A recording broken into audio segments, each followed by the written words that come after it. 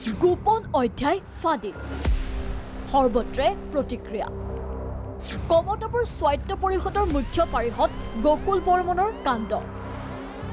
এটা পুৰণি বাতৰিৰ পোষ্টমৰ্টেম যিটো বাতৰিয়ে সৃষ্টি কৰিছে গভীৰ ৰহস্যৰ লগতে তীব্ৰ প্ৰতিক্ৰিয়াৰ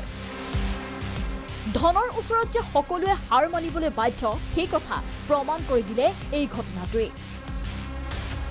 আনকি খুদ ভুক্তভোগী বাৰে বাৰে সলনি কৰে নিজৰ ভাষ্য এতিয়া জানো আহক আচল কাহিনীটো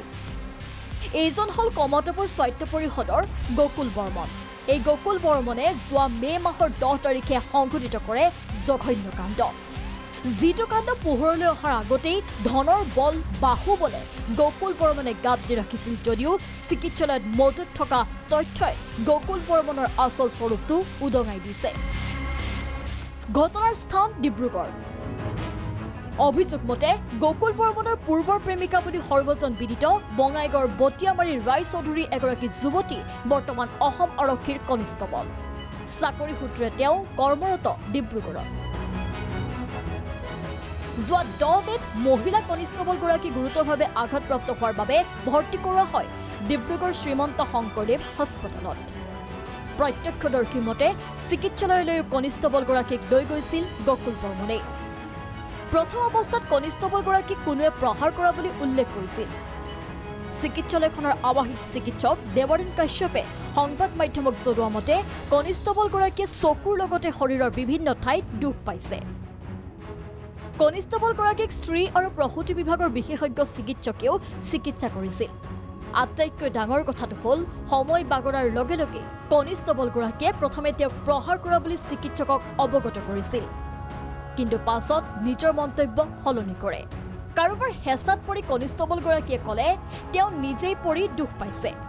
শুনক চিকিৎসকৰ মন্তব্য তেওঁ ট্ৰমাৰ হিষ্ট্ৰী লৈ আহিছিল দুখ পোৱা কিন্তু তাইৰ গোটেই বডিতে দুখ পোৱা আছিলে তাই সেইটো কাৰণে আমি এডমিট কৰালোঁ আৰু কিছুমান মানে এনেকুৱা গাইনকলজিকেল পাৰ্টো আছে য'ত তেওঁ দুখ পাইছিলে সেইটো কাৰণে আমি গাইনি ৰেফাৰ দিলোঁ তেওঁক হেৰি এজনে লৈ আহিছিলে মানুহ এজনে লৈ আহিছিলে তেওঁ হাজবেণ্ড বোলে ক'লে কিন্তু এতিয়া তেওঁ মানে কোন আমি সোধা নাই তেওঁ ইমান কোৱা নাই এতিয়া কথা হ'ল ইমান এক ডাঙৰ ঘটনা গাত দি ৰখা হ'ল কিয় হঠাৎ চিকিৎসালয়তে সুৰ সলনি কৰিবলৈ বাধ্য হ'ল কনিষ্টবলগৰাকীয়ে ইফালে এই ঘটনাক লৈ তীব্ৰ চাঞ্চল্যৰ সৃষ্টি হৈছে সৰ্বত্ৰ অনৈতিক কাৰ্যত জড়িত গকুল বৰ্মনক গ্ৰেপ্তাৰৰ দাবী জনাইছে আক্ৰচুৰ প্ৰাক্তন সভাপতি বিশ্বজিৎ ৰায়ে এক সংবাদমেলৰ আয়োজন কৰি বিশ্বজিৎ ৰায়ে দুৰ্নীতিত নিমজ্জিত লৰা ৰজাৰ দ্বাৰা পৰিচালিত কমতাপুৰ স্বায়ত্ত পৰিষদ ভংগৰ দাবী জনায় পৰিষদত কি দুৰ্নীতি সংঘটিত কৰিছে গকুল বাহিনীয়ে মই ভাবোঁ যে অসমৰ মুখ্যমন্ত্ৰী মহোদয়ে এই অঞ্চলৰ কছাৰভূমি জনগোষ্ঠীৰ যিটো অনুভৱ সেই অনুভৱটোক তেওঁ শ্ৰদ্ধা জনায়